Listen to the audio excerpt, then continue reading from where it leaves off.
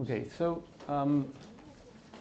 now I want to, well, yesterday you have the tutorial. I don't know how well the TA has explained the answer to the problem set.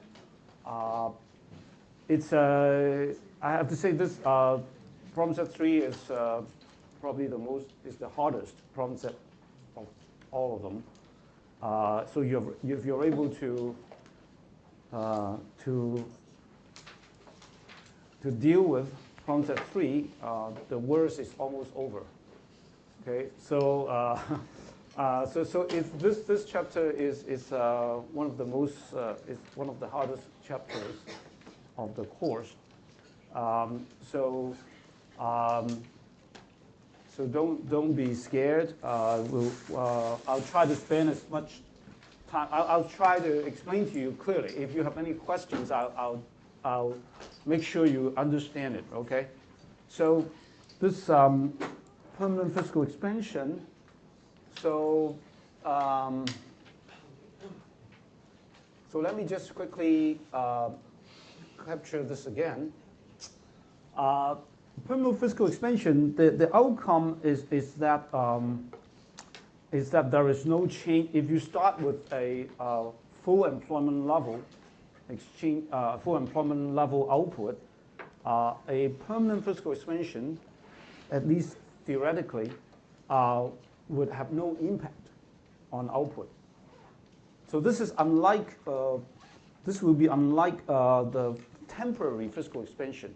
So temporary physical expansion, even though you start from a full employment output level, temporary physical expansion will shift the DD curve out and increase output, even though it will make the currency appreciate.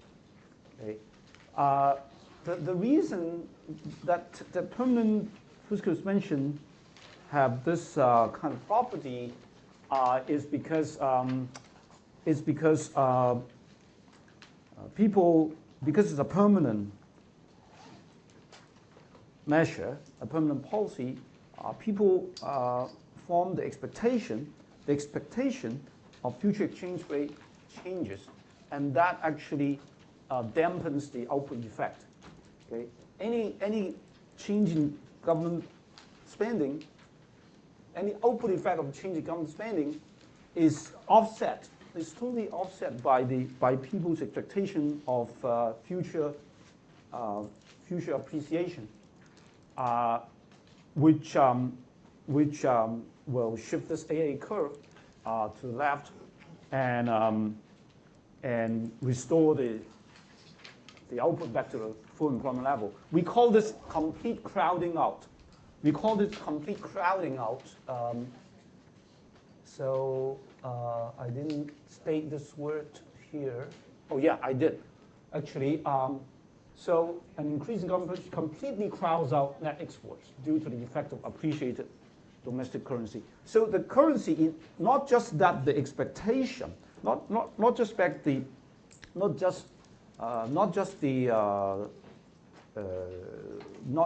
the exchange rate is expected to appreciate. In fact, it actually does appreciate. In fact, immediately. The reason why it takes place immediately is because of rational expectations. Okay, one central element of this analysis of permanent change in fiscal policy is rational expectation. See, so agents in the economy are completely rational. We assume that they understand the model. Okay, they understand the model. They have full information. So because of rational expectation, they know that the model will predict that there is no transition. There's no transition from the short run to the long run because there is no distinction between short and long run, because this is not a monetary shock. It doesn't affect money supply. It doesn't affect the demand for money. So there is no distinction between short run and long run, and therefore the economy will jump immediately to the long run. Okay, it jumped immediately to the long run. So what does that mean? Well, jump in the long run. That means that that the exchange rate will have to adjust exactly to a point which is totally consistent with the expectation of the people. So people's expected future exchange rate will be, exactly that exchange rate. Okay, the realized exchange rate will be just exactly the EE. Okay, so this explains why. So the key here is, so the DD curve, the increase in government purchase raises the aggregate demand, right? It shifts to the right. So we start from a full employment level. There's if it is temporary fiscal expansion, then the economy will go to 0.3, and output will increase. However, when the increase in government budget is permanent, the domestic currency is expected to appreciate, and it does appreciate. It does appreciate. So EE falls, leading to the A curve shifting to the left. Now the question is how much? How much does this shift? And the model, rational expectations of the agents in the economy tells us that it will shift in such a way that the intersection with the new DD curve will be at the same, go back to this level. Because there's no adjustment anymore. There's no more adjustment. The economy just have to stay at this point forever, okay, forever, after this permanent shift, okay? So any other places would not be consistent, because if the EE is falls but not fall all the way, suppose the AA curve is here, it's not consistent with the it's not consistent with the model, because then in that case output will be more than the full employment output, which is not possible in the long run, because we know that in the long run the output has to be at the full employment level, right? Because long run, because in the long run the output level is determined by factors of production, supply factors of production and technology and things like that. Okay, so this YF is equal to YF must be the long run equilibrium. So so the EE would be exactly E2. Okay, so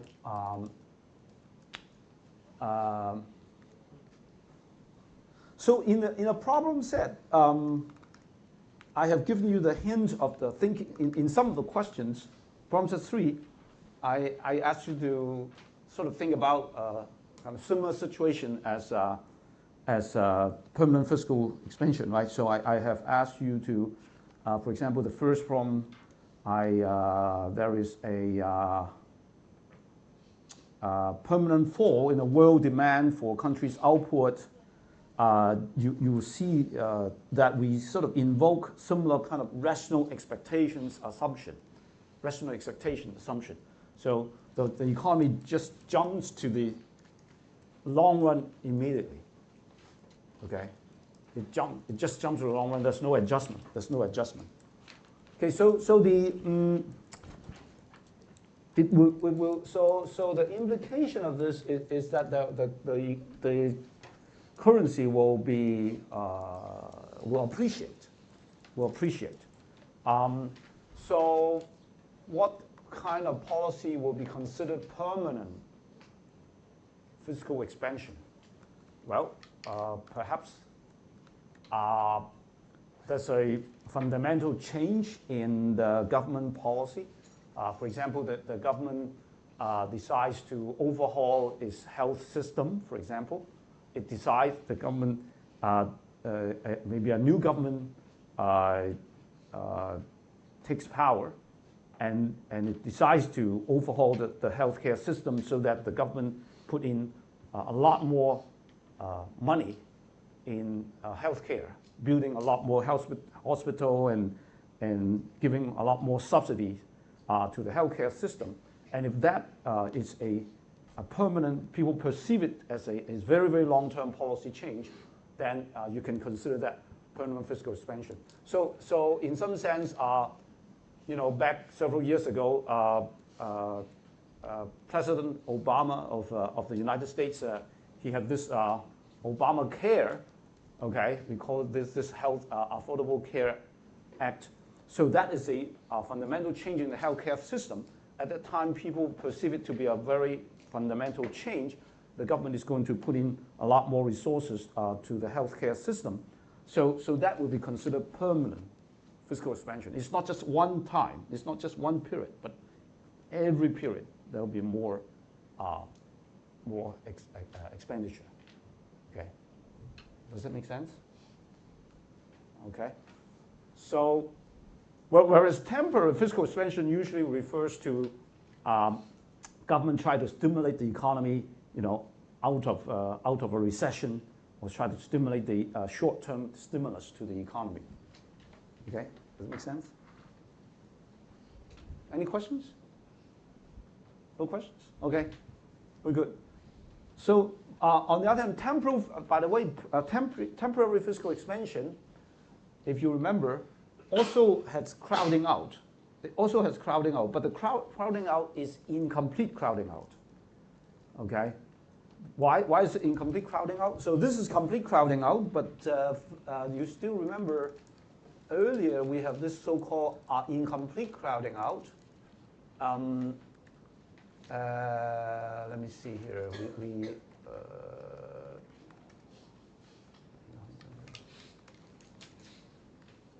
This is money, and then we have the. Oh, wait a minute. So where is the? I have a temporary. Is it? Oh yeah, here. I have a temporary fiscal expansion here, right? So, so here I say incomplete crowding out. So remember, right? So this incomplete crowding, because the G increases, the currency appreciates. So the current account worsens. Okay. So typically, in this case, crowd out is G increases, but the current account falls.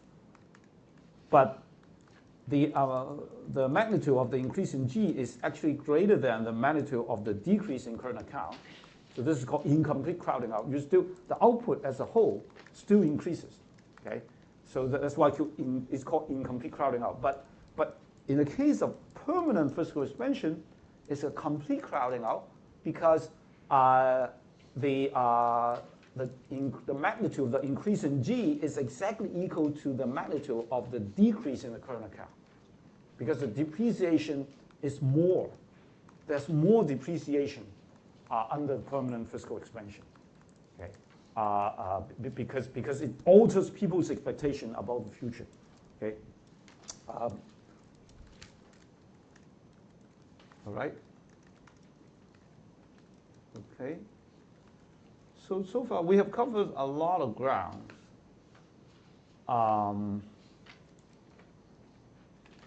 So the next thing we want to talk about is the current account, right? The current account. It is something that we care a lot about. People care a lot about current account, right? Policymakers care about the current account, especially a small open economy, like, as I said, Hong Kong, Singapore, and all these small economies who care about the current account. So how do government policy affect current account? To think about this issue, how do we think about this issue? So current account obviously is determined by, well, we know that it's determined by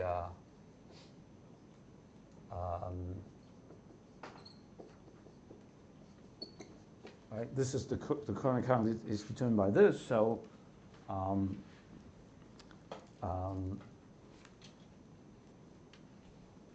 the question is, a more direct question is, how do these fiscal policy or monetary policy affect the current account? Okay, so suppose there is fiscal expansion, temporary fiscal expansion, or permanent fiscal expansion. How do they affect the current account? If there's a temporary monetary expansion or permanent monetary expansion, how do these policies affect the current account? So that's the question. Okay, so they obviously affect the current accounts through these effects, right? Through in particular, if it's in the short run, these things don't change. It affects it through the E as well as through the Y, basically. So both it will be affecting this current account through the effect on E and Y, right? In the short run. In the short run, because these things in the short run, these things don't change, and assuming that T doesn't change. So the question is, we know that this is the if this is higher, then it favors the current account because of depreciation. Real depreciation means current account improve. But if this is higher, that means current account worsen because import increases, right? So now we can see immediately that if there is an increase in E and a decrease in Y, then obviously current account improves, right? However, the more difficult, more challenging thing is if E increases and Y increases at the same time, then we don't know whether current account improves or not, right? So that will need the help of our AADD diagram, okay? So there are some obvious situations, right? If this increases and this increases, this would be what kind of situation?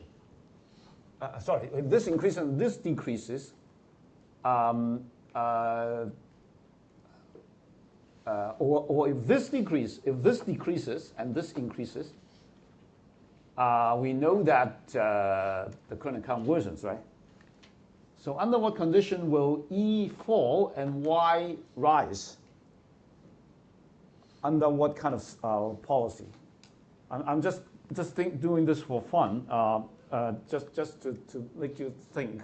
So what kind of policy will lead E to fall and Y to rise? Do you remember? Increase government spending. That's right, exactly. So increasing government spending will obviously worsen the current account. Okay, so just looking at this, you know that. You already know that, right? So it seems that the fiscal policy, in the case of fiscal policy, it's easier to just rely on this. You know the answer. But if the monetary policy, what happens? If it's a temporary monetary policy, it will depreciate the currency, but increase Y. In this case, it's not clear. So then you have to kind of rely on something more, okay? Which effect dominates? So this is where this diagram comes in. This diagram comes in, and the focus on this green curve called XX curve. This XX curve is all the combination of E and Y that is consistent with the same current account balance, unchanged current account balance from the equilibrium, from the original equilibrium level. So you start with point 1, okay? You start with a short run equilibrium at point 1. Let's say this is from full employment output level. Assume that to make things easy. So then the question we ask is, you start from point 1. Now, suppose the economy moves.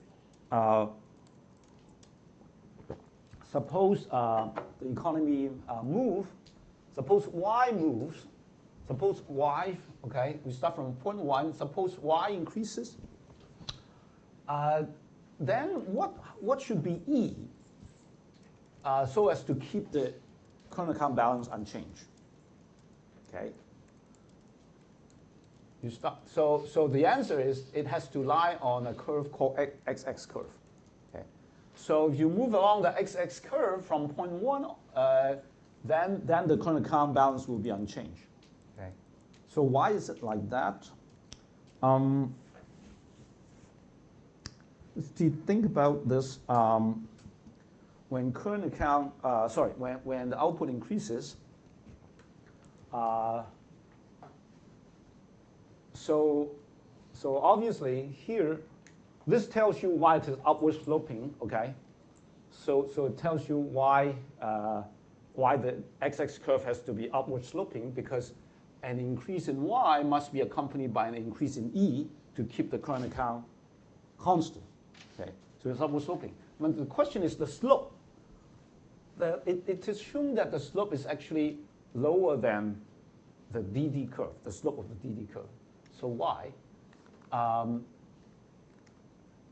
Well, first of all, on a DD curve like a point 2, let's think about a point 2. A point 2 here corresponds to what? Does the current account improve or worsen if you move from point 1 to point 2? Let's think about the situation.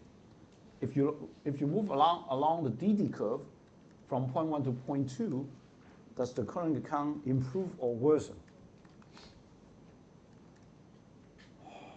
Well, let's see. So do you still remember how the DD curve is derived?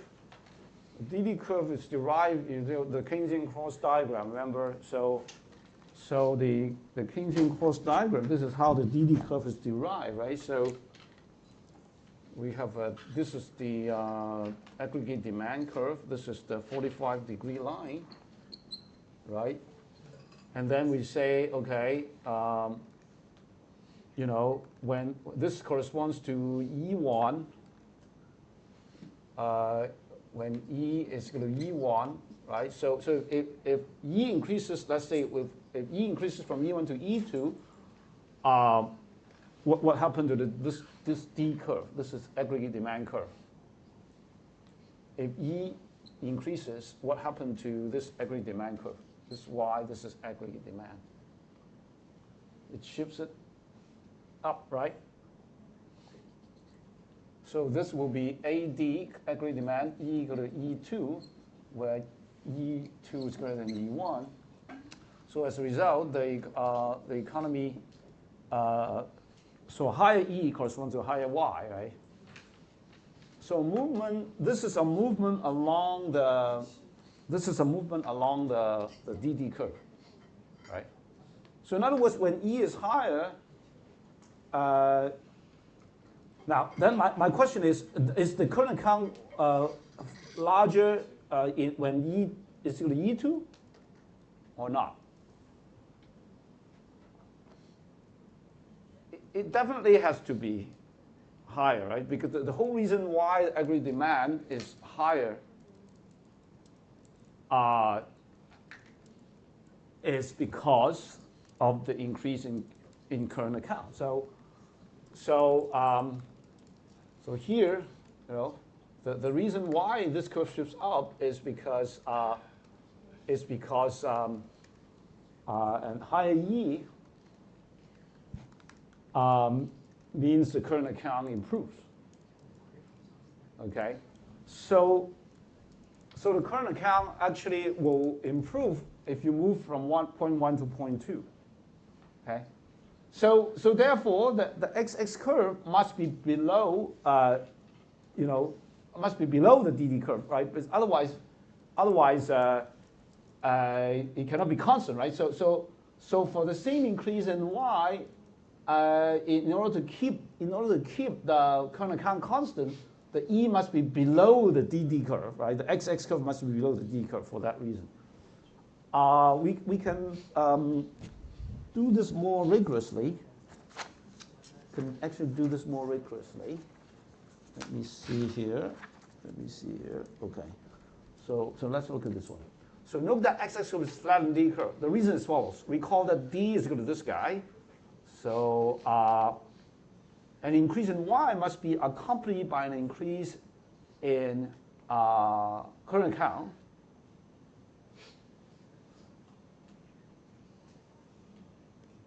So as to keep the output market in equilibrium. So an increase in y, you see,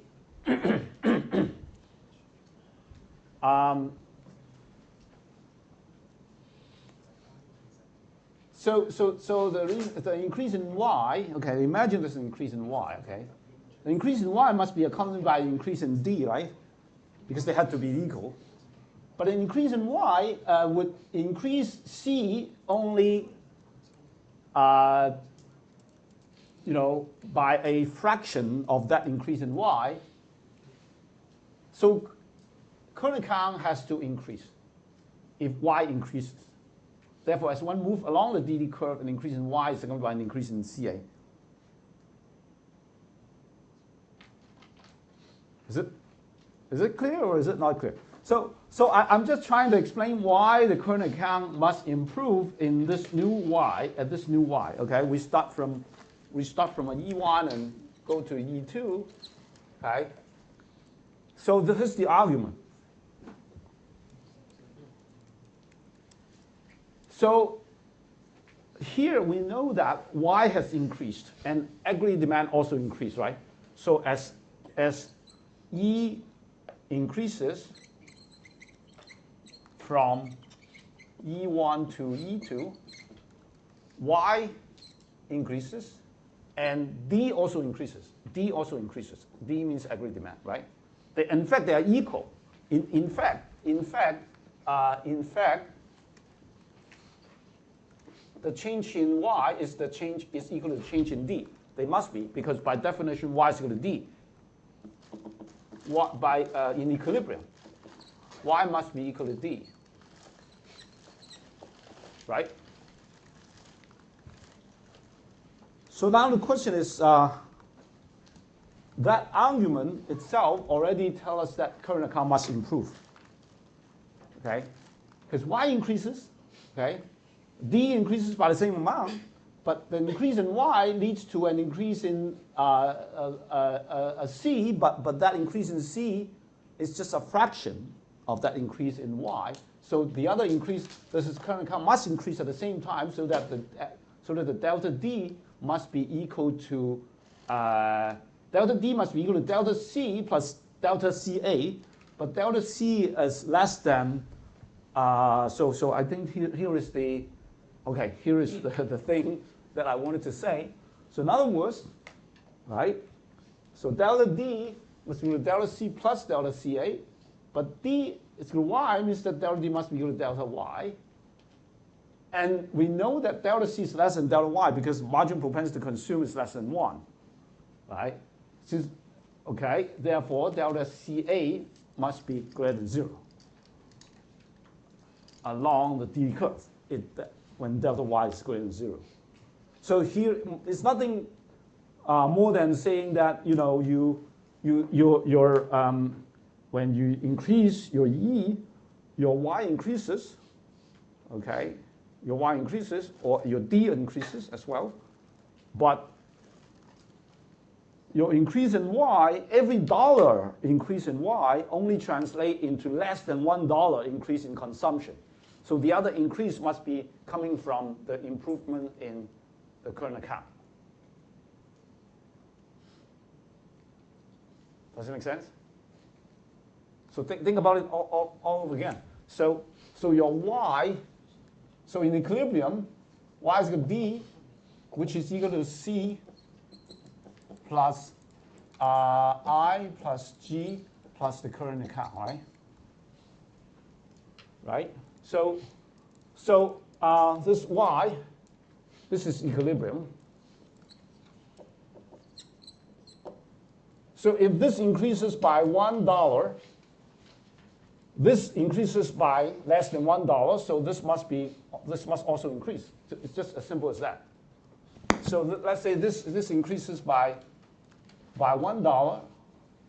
This only increases by 0.6, 0.7, so this must increase by 0.3, right? So that this will be balanced.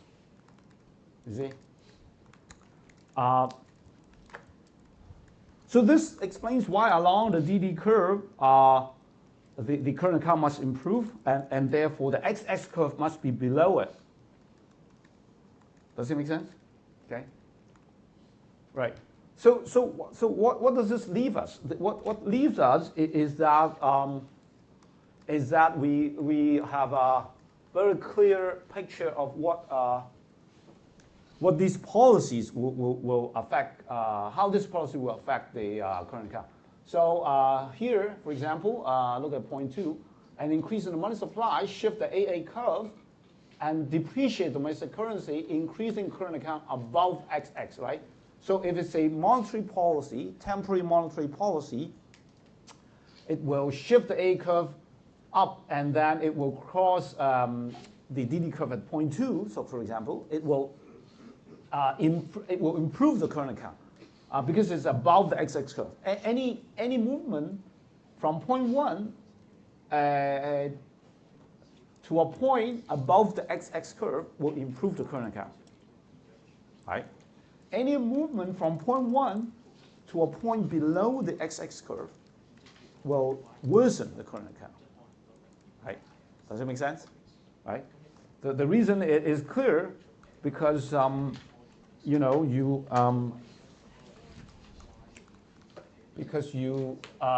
XX curve, this is the Y, this is the E, right?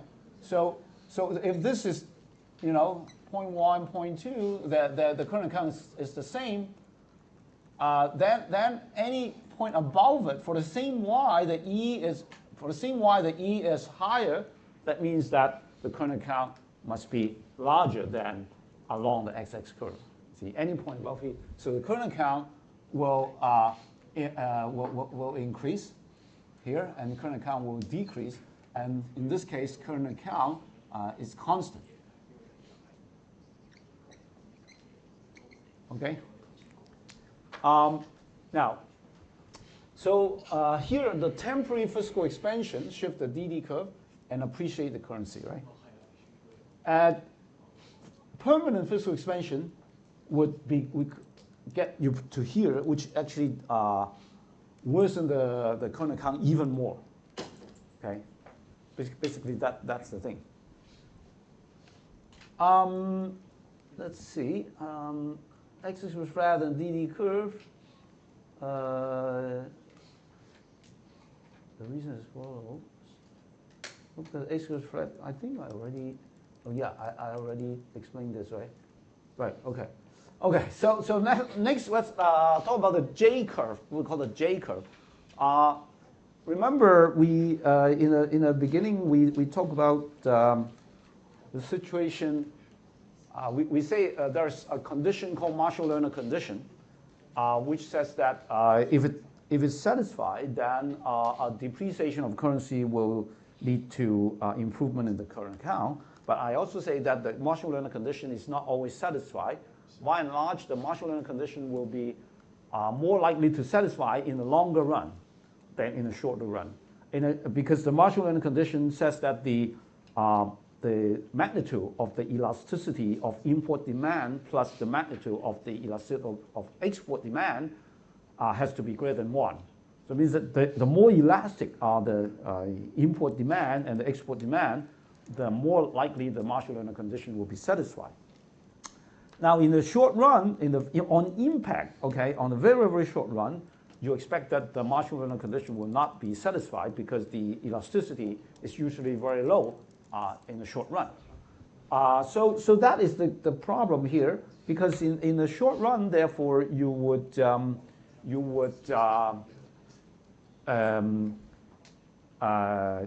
Marshall-Lerner condition is not satisfied, and so a depreciation of the currency would not improve your current account. And if you rely on an improvement in the current account to improve your economy, you have to wait for the effect to eventually set in. So that is that effect, that gradual adjustment of the current account in the face of a depreciation is called the J curve.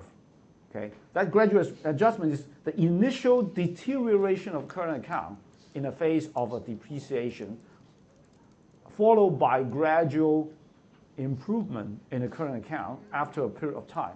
So that is called the J curve. The reason why it's called the J curve is because it looks like this. It looks like a letter J. That's why it's called a J curve. Okay, so this J curve, on the vertical axis is the current account, right? On the horizontal axis is time. So suppose, at that time, this is real depreciation take place, and the J curve begins. So you start here. Immediate effect of real depreciation would be actually a deterioration, a worsening of current account, because on impact, the Marshall-Lerner condition is typically not satisfied. The elasticity of demand of import demand as well as elasticity of export demand are both very small. When they're small, then the value effect actually dominates. We call it the value effect dominates.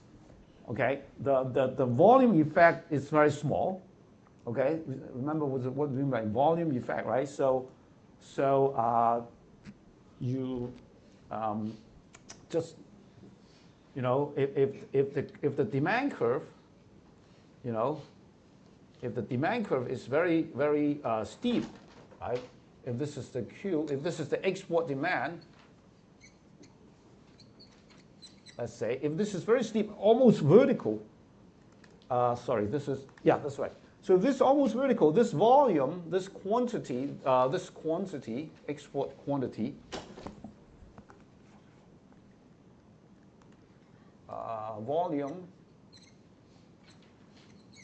volume of exports, right? So typically, let's see, I have to be very careful. So when Q rises, it means so I should say 1 over Q. So when Q rises, this falls. A depreciation, a real depreciation will increase your export demand. Okay, so if this is very steep, then the volume effect will be very small. Okay, this is called the volume. Whereas the so-called the value effect is the price. What I mean is the price, right? This fluctuation is price as a result of the depreciation. So gradually, in the short run, this is steeper. In the longer run, it will be flatter. Okay, so this export demand will become flatter. Okay, so this is short run, this is long run, okay? So like that, something like that, right? So, so in the longer run, the volume effect will begin to dominate. You can see that this is called the volume effect, right? So it's the same amount of depreciation, you lead to higher volume response in the longer run.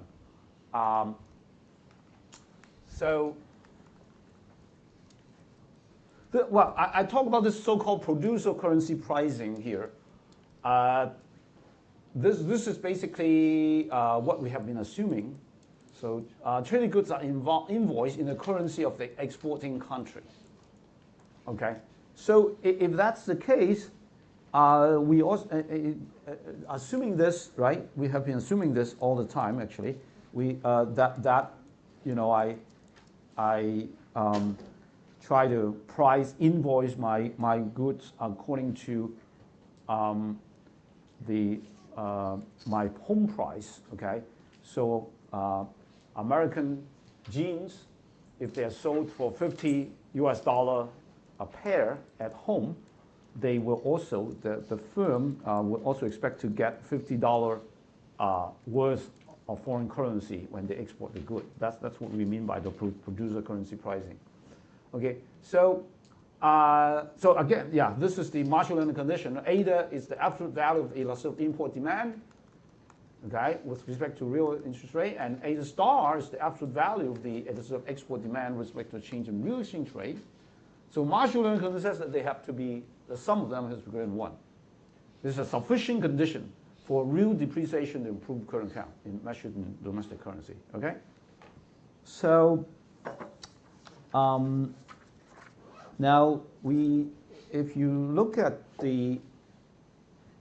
here's some information here. Although this is this study is done in 1984, which is long time ago, but you can see that the elasticities are increasing.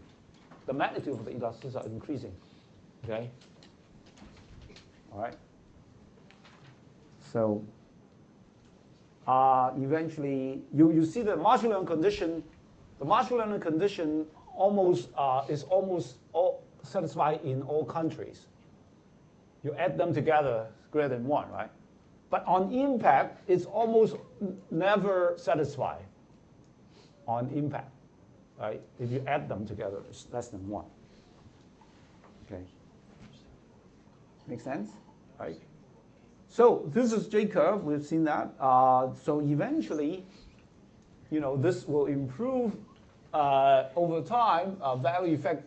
The value effect still dominates the volume effect, but it gradually, because of the change in the elasticity, because the change in the slope of the demand curve, this will gradually improve.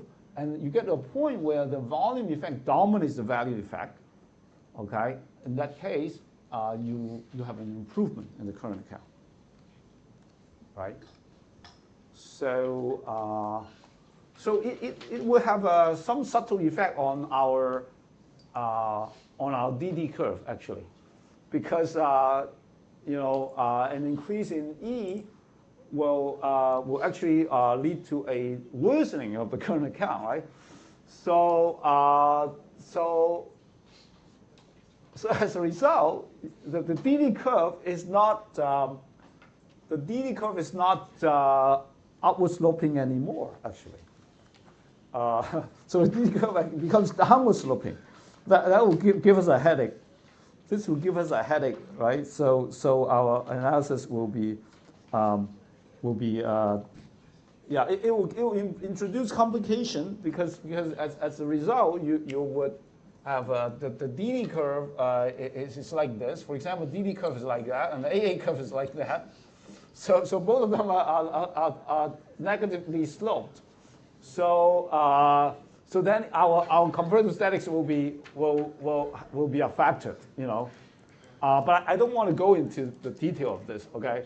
So we would say even if the J curve effect in the initial, at least in the initial period, when there's a J curve effect, this DD curve should still be flatter.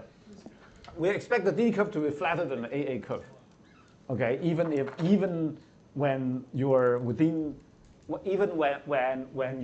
this period, okay? So that will give us some complication, right? So most industrial J curve lasts from 6 months to a year. Therefore, 0.3 in the last time will reach within a year. Another thing is exchange rate pass-through, right? We've talked about exchange rate pass-through. So what I'm saying is this is the J curve effect. So exchange rate pass-through, we already said that sometimes the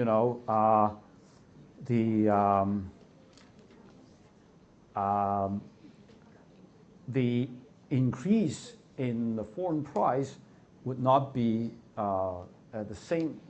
The percentage increase in foreign price would not be exactly the same percentage increase in the exchange rate. So if the exchange rate let's say exchange rate depreciates, right?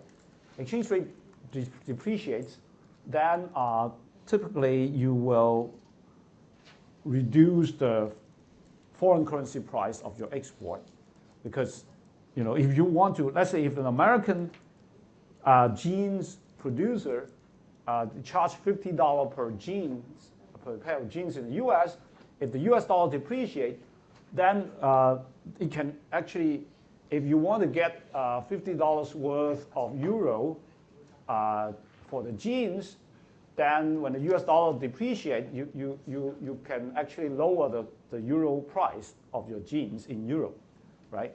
But sometimes the companies don't do this one for one, okay? If you have depreciation 10%, doesn't mean that you lower the euro price by 10%. Sometimes they'll adjust it. They'll lower it less.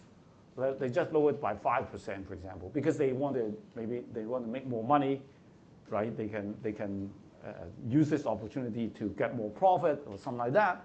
In the same way, if you have an appreciation of 10%, doesn't mean that you will raise the foreign price by exactly 10%, because you may just raise it by 5% because you want to maintain your competitive advantage and maintain your market share.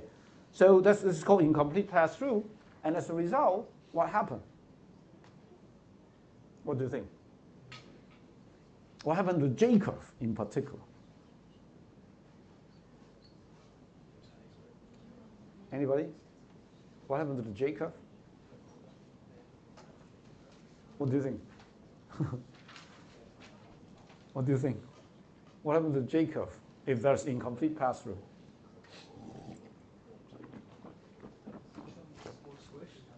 Huh? Become like more compressed, right? Yeah, because the response, right? The response of will be smaller, right? So a depreciation or appreciation, a change of E, will affect the current account less, basically, right? The magnitude would be so you compress the J curve. You can think of a situation where there is zero pass-through. Okay, just think of an extreme situation. If there's zero pass-through, what happened to the J curve? There's no J curve. It's just a flat line. It's just a horizontal line. Right? Zero pass-through is just a horizontal line. So nothing happens if there's zero pass-through. So that's why it just basically just compresses the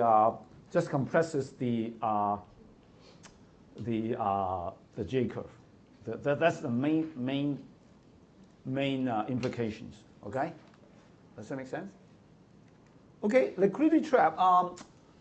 I only want to go through this very, very quickly without going into the details. So liquidity trap is a situation when, okay, so let me just allude to this diagram here. So you will have a string situation like that when A curve will look like that. Why? Because of this. Okay, now one thing we have not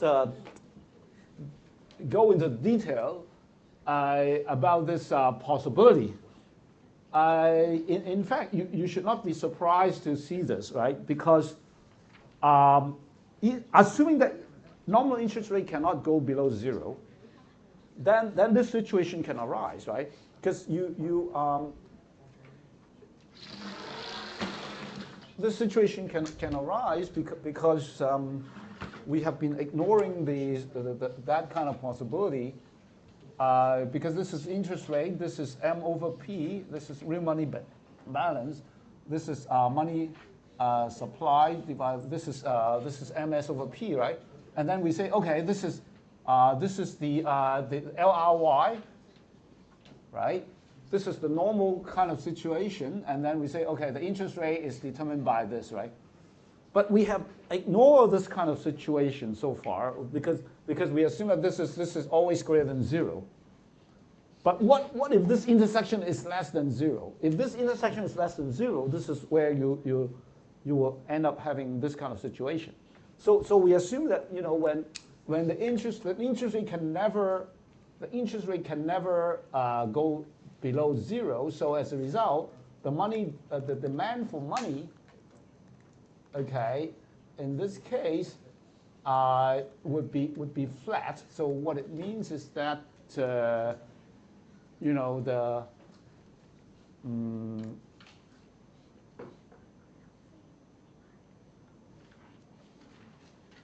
it'll be almost like, it'll be kind of like infinite. Okay, the demand for money will be infinite once interest rate becomes zero, because nobody's willing to put their money in the so-called interest-bearing asset. There's no interest actually. So interest-bearing asset bears no interest. So everybody just hoard their cash. They just keep cash, right? They have no interest in keeping the interest-bearing non-monetary assets. So that's why this is infinite. The real demand for money, it becomes infinite.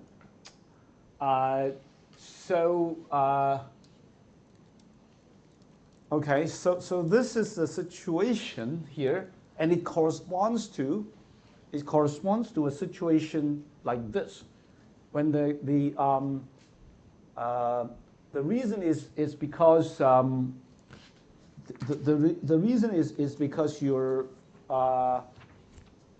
when R is equal to 0, the EE you will have this kind of thing. So this comes from the fact that when R is equal to 0, so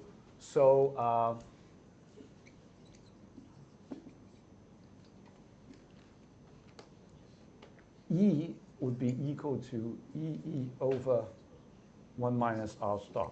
Okay. The reason is from the uncovered interest parity condition. So I suppose the uncovered interest parity condition says that R is equal to R star plus EE minus E divided by E, right? This is the uncovered interest parity condition. And this is 0.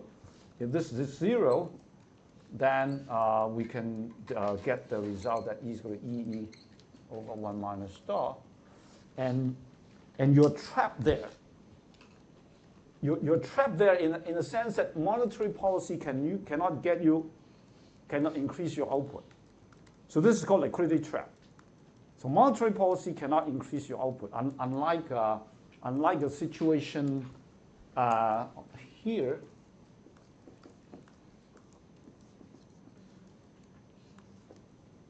Monetary policy typically will inflate the economy, depreciate the currency, and increase your output. This is the monetary policy, temporary monetary expansion, right? Will get you, tend to stimulate the economy out of the recession, typically. But if the economy has gotten into this so-called liquidity trap, what happened is that the increase in money supply will only move the A curve to the right. So just sliding around the horizontal line, so the output doesn't change. Output doesn't change. Okay. So the only way to get out of this situation is to change people's expectation. You have to change EE. You have to increase EE. Okay. How do you increase EE? You have to persuade people. You have to persuade people. You have to convince people that the exchange rate is going to be depreciated very soon. Okay. By, for example, committing to the central bank, committing to increasing money supply tremendously, and commit to it. That's the main thing. If you commit to it, if people believe you, so then the EE can rise and it will get you out, because in that case, that horizontal part will move up. So it is argued that in the case of this kind of liquidity trap, in fact, happened in Japan, for example. The author of the paper of the book actually argues that in the case of Japan, they have been trapped in a liquidity trap for quite some time during especially the 1990s, and because the Japanese government was not able to convince the market that it is committed to committed to sort of inflating the economy. Okay, so you need to inflate the economy by depreciating the currency to get out of the liquidity trap. Yeah. Okay. So that is basically the idea, right? All right. Okay. All right. So let me see.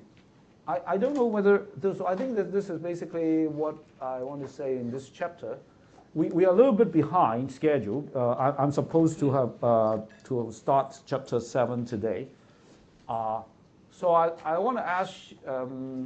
Okay. So I'll let me just pause here. Do you have any question about this chapter? Do you still? Are you okay with problem set 3 answer, or do you want me to go to? Do you have any further question? I'll be happy to answer question about problem set 3. There's like this question in problem set 3 where you have the tariff. Yeah. And then the tariff would shift the ED curve. Yeah. But then wouldn't also the tariff change the price level and shift the ED curve as well? Change the price level. The tariff change the price level. Or do we assume the price level is determined by the money market and it stays the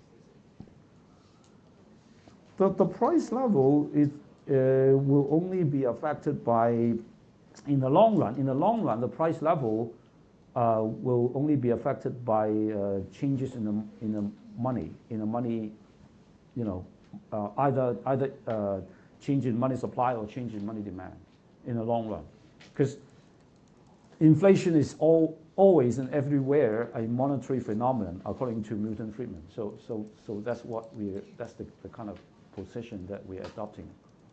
Yeah. So the change in price level will only be affected by changes in the money supply or money demand.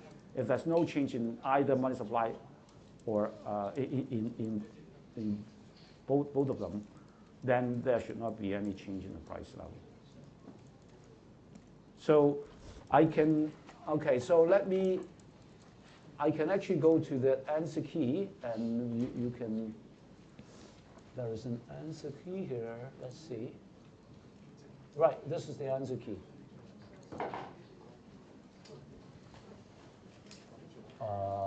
What is that?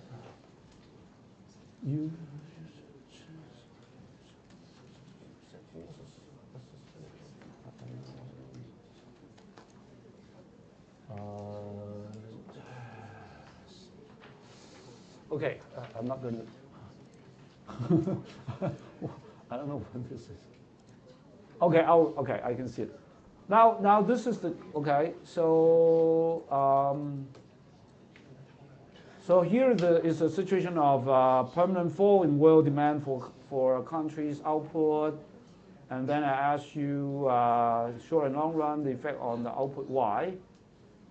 And the exchange rate. So Y and E, the effect on Y and E, right? So here,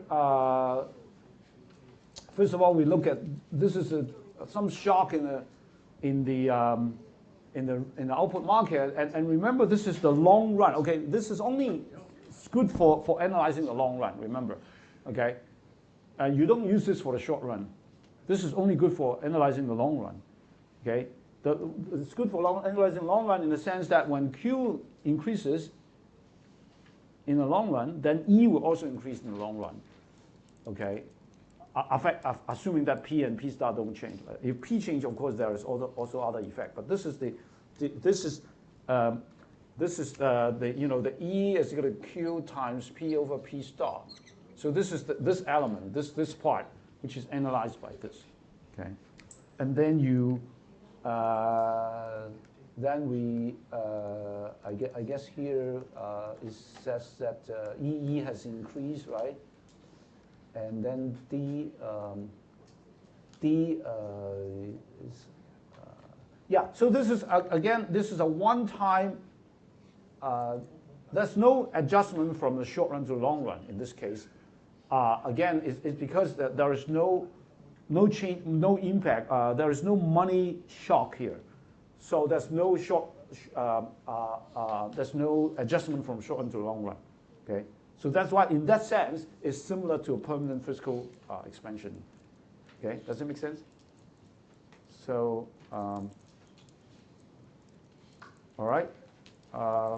So in this case, the balanced budget then cuts taxes one time to without. So here we have this here. Is there any question with this one?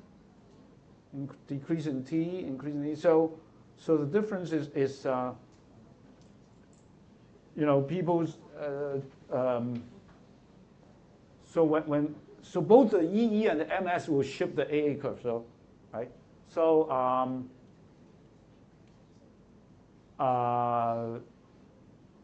so that's an anticipation. In the beginning, there's only an anticipation, but that anticipation itself is already going to shift the AA curve because of this.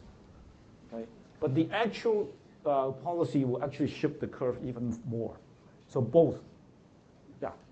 Right. Overall increase in exchange rate or decrease, or is it uncertain?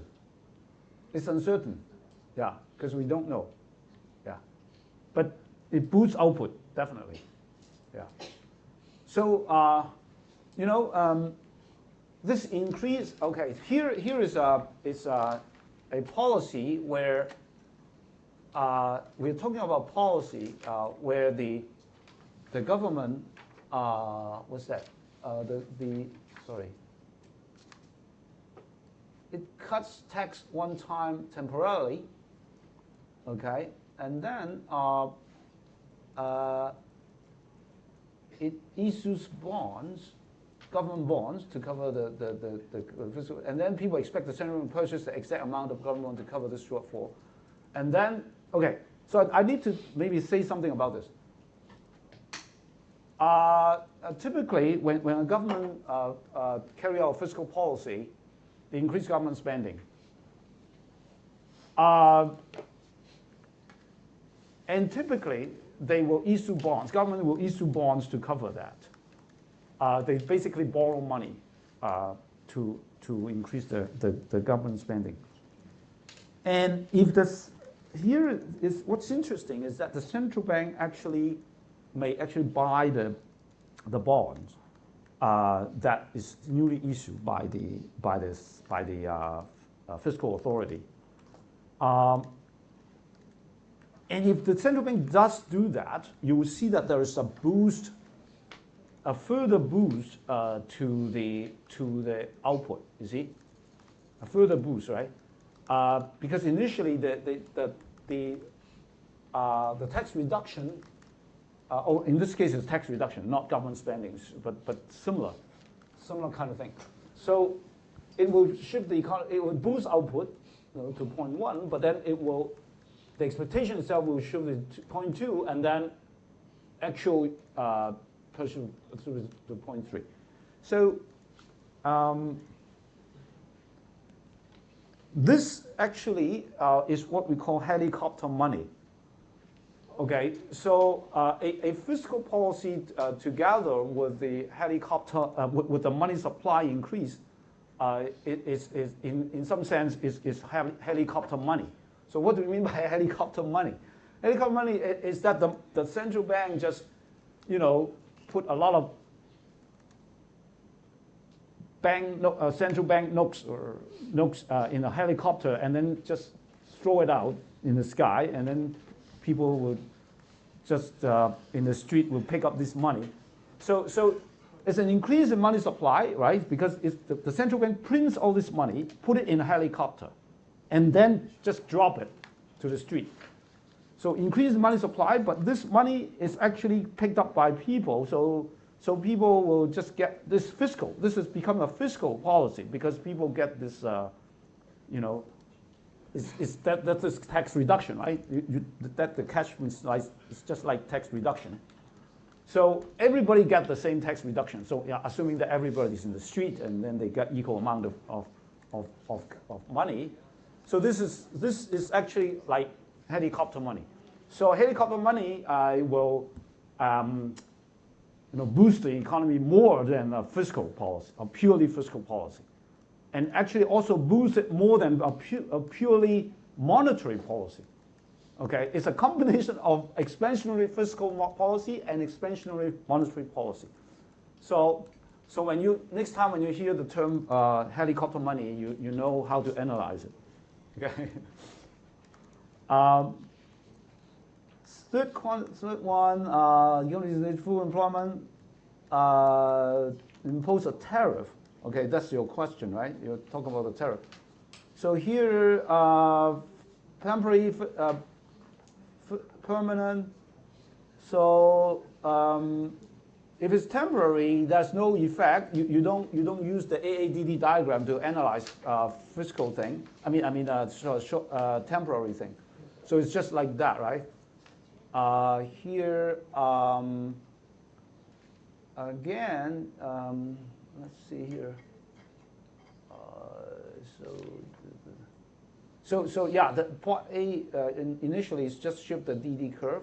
If it's temporary, it's from 0 to 1. If it's permanent, then again, it's going to be analyzed by this. But then again, this is similar to the permanent fiscal policy because there's no, you jump immediately to the short run, to the long run equilibrium. So therefore, the output, there's no effect on the output. Okay, that's the point. There's no effect on the output. So that's why it gets to the AA curve shift down all the way to this to here. The reason why we know it shift down all the way to here is because in the long run, the output has to go back to the steady state level. Okay, so this is how much the E has to shift. Okay, so you have to realize that in the absence of monetary shock, there should not be any change in the price level, and therefore there's no distinction between short run and long run. The economy just jumped to the long run equilibrium right away. So that's why. Okay, this is because of rational expectations. It's a rational expectations equilibrium, basically. So finally, let's see here. Is there any question here? If not, I'm not going to talk about it. Right? Okay. So that's it, right? So unless you have any question, that's it for problem set 3. Okay. All right. We still have some time, so I want to start chapter 7, unless you have any question about chapter 6 or other things. Just to give you some idea. What? Yeah. The exam test chapter 7? No, the midterm 2 will only cover up to chapter 6. Up to. So yeah, not only, it's up to. So let's see. So it would be. I think I stated it So last time we are. So I think I stated in the syllabus, right? So I can't remember. What? In the syllabus you stated. Oh, I mean up to meaning okay. Not covering chapter 1 to. Yeah, right. Okay, now I know what you mean. Yeah, so it will be like I think it's 4, 5, 6. If I remember correctly, it's probably 4, 5, 6. Yeah. 5, 6. Last time we did. Yeah, 5, 6. Just 5 and 6. Yeah, 5 and 6. Okay. Sorry. Okay. All right. Just 5 and 6. Okay, so but still, we need to teach. So I'll move on. Okay. Now, okay. So understanding the fixed exchange rate can actually deepen your understanding of the flexible exchange rate. So it's still useful for understanding your chapter 6. Okay. So in this chapter, we move on to talk about fixed exchange rate. So in the previous chapter, we have been assuming that the exchange rate is totally flexible, floating, and no government intervention. So basically here, we talk about government intervention in the foreign exchange market. In particular, we look at an extreme situation where the exchange rate is fixed. Now, the fixed exchange rate is not is actually not a stranger. Is nothing unusual for people in Hong Kong because we have a super fixed exchange rate. It's a what we call currency board.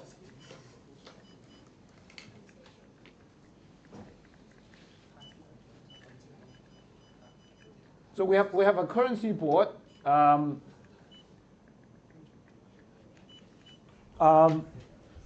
So that is a super fixed exchange rate, right? So and there's no need to motivate why we need to study fixed exchange rate in Hong Kong because we are using it, even though we may not understand everything about the implication of that linked exchange rate. So this chapter will help you to understand more. So we'll understand how the central bank must manage the monetary policy to fix exchange rate. So one thing you would learn is that when the government intervenes in the foreign exchange market, it would change the money supply. That is a very important concept. Okay, it will when it intervenes in the foreign exchange market, it will have to affect the money supply. It will have to affect the interest rate. It has to affect the interest rate. Okay, you cannot the government or the central bank cannot affect the exchange rate without affecting the interest rate. Actually, it will have to. Okay, and relationship among the foreign reserve and how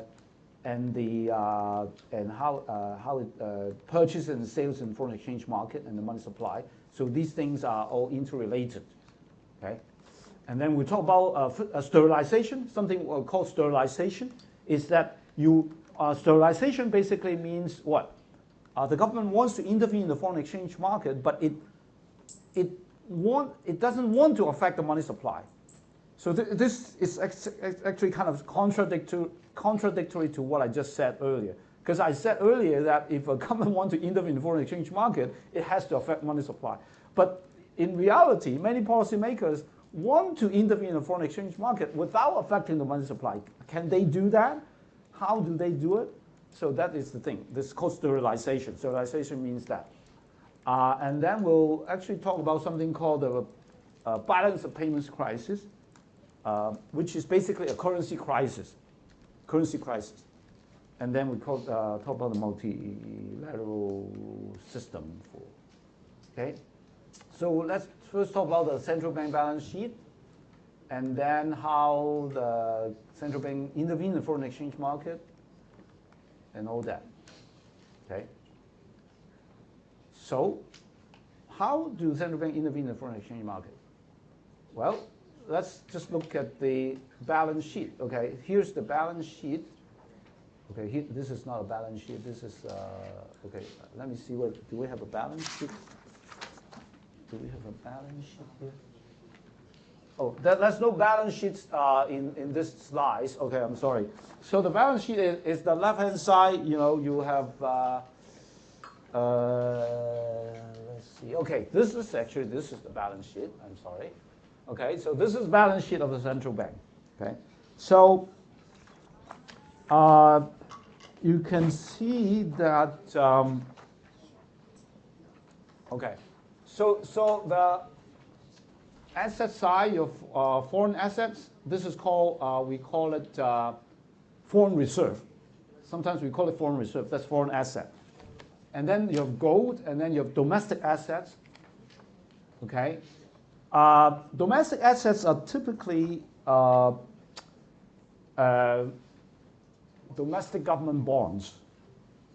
Okay, foreign assets are typically foreign bonds, bonds denominated in foreign currency. Okay, So of course it can also be cash. Okay. So the foreign reserve are usually some very liquid, highly liquid foreign currency denominated assets, and domestic asset is also highly liquid home currency denominated asset.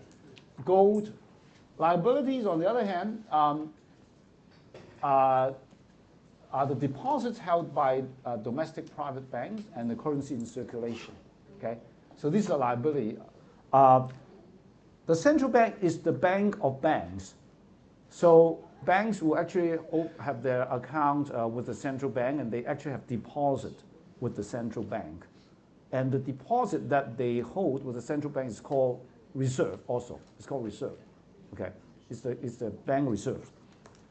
So that's the liability, obviously, liability of a bank, and then you have the currency in circulation is also the claim, okay, claims issued by the central bank. So when the central bank try to carry out monetary policy or foreign exchange market intervention, it will typically, when it try to carry out foreign currency intervention, foreign exchange market intervention, it will buy or sell the foreign assets. Okay. So I think I've run out of time. So I think I should just stop here. But I urge you to please read this chapter for next week. Okay. Tuesday I would continue. So please read this chapter before next week. You still got to